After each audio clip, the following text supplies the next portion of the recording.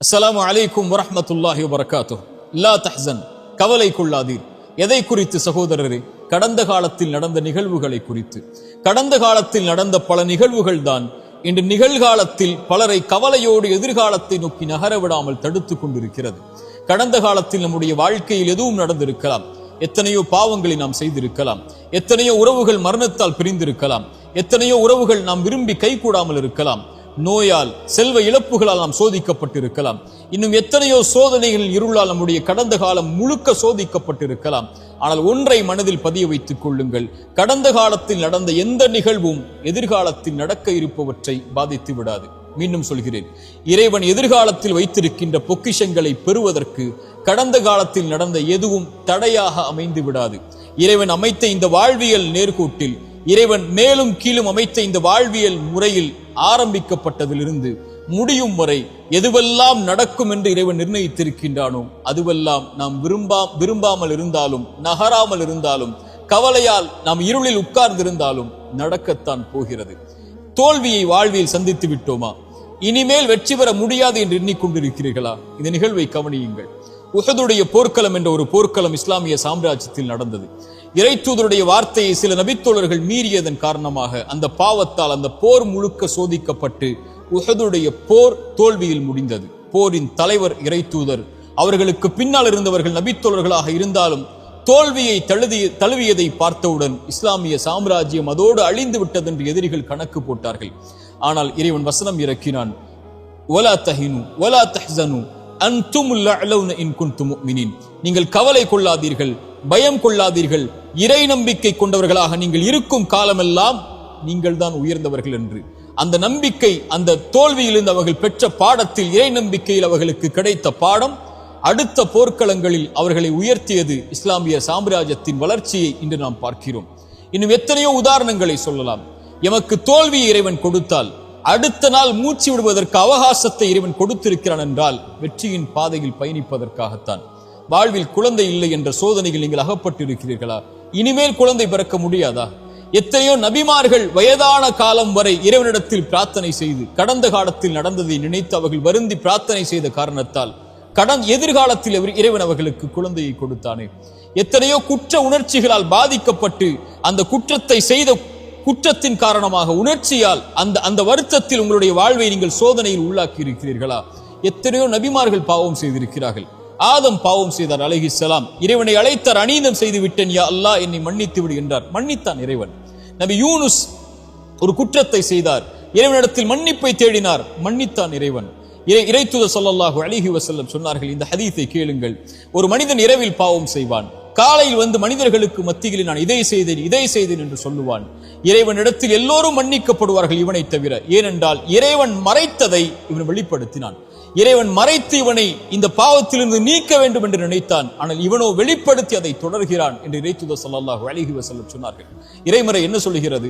ஒரு மனிதன் பாவம் செய்கிறான், அந்த பாவத்திலிருந்து மீள்கிறான், ஈமான் கொண்டு, இறை நம்பிக்கை கொண்டு நல்ல அமல்களை செய்தென்றால் அவன் செய்த பாவங்கள் அனைத்தையும் அவன் பாவ மன்னிப்பை தேடியதற்கு பிறகு நன்மைகளாக அவனுடைய புத்தகத்தில் மாற்றுகிறான் இறைவன். ஏன்?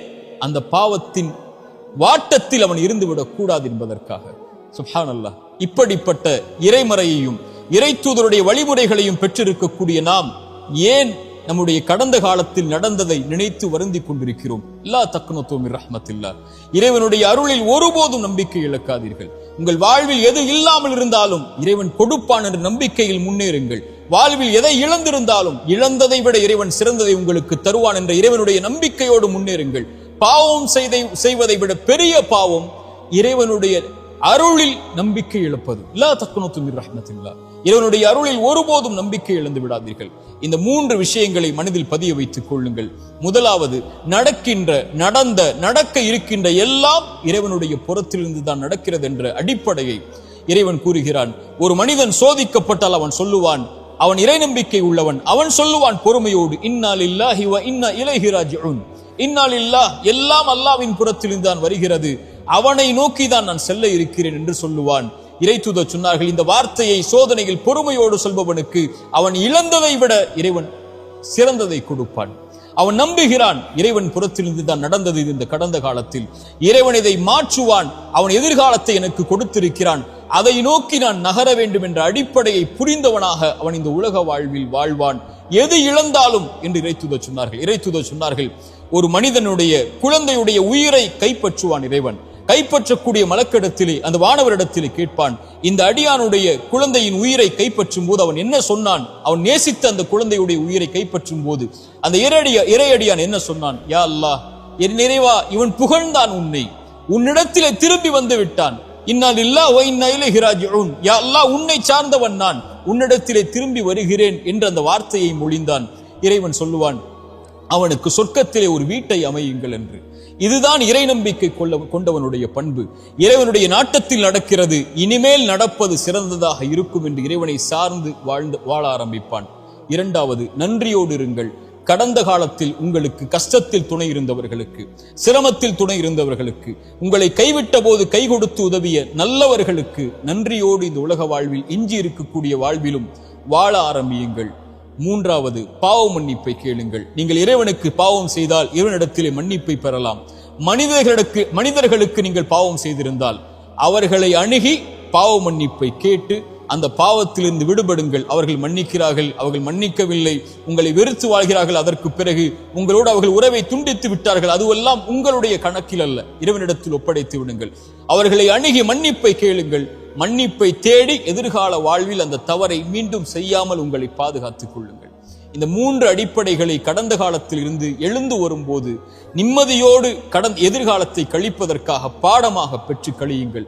கடந்த காலத்தில் தவறுகள் செய்திருந்தால், கடந்த காலத்தில் உங்களுடைய கரத்தாலே நீங்கள் அநீதம் செய்திருந்தால், கடந்த காலத்தில் உங்களுடைய கரத்தாலேயே நீங்கள் பாவம் செய்திருந்தால், குற்றம் செய்திருந்தால், எதிர்காலத்தில் இறைவனிடத்தில் மன்னிப்பை தேடி நிகழ்காலத்தில் நீங்கள் வாழ்ந்து கொண்டிருந்தால், எதிர்காலத்தில் ஒருபோதும் அந்த தவறை மீண்டும் செய்து விடாதீர்கள். இதுதான் குறிப்பாக நாம் புரிந்து கொள்ள வேண்டிய அறிவுரை.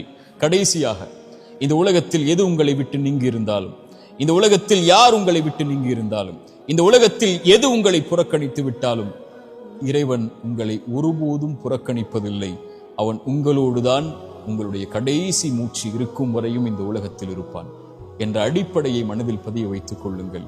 கவலைகள் நீங்கும். அகூலு கௌலி ஹாதா அஸ்தக்ஃபிருல்லாஹ் லி வ லக்கும். அஸ்ஸலாமு அலைக்கும் வரஹ்மத்துல்லாஹி.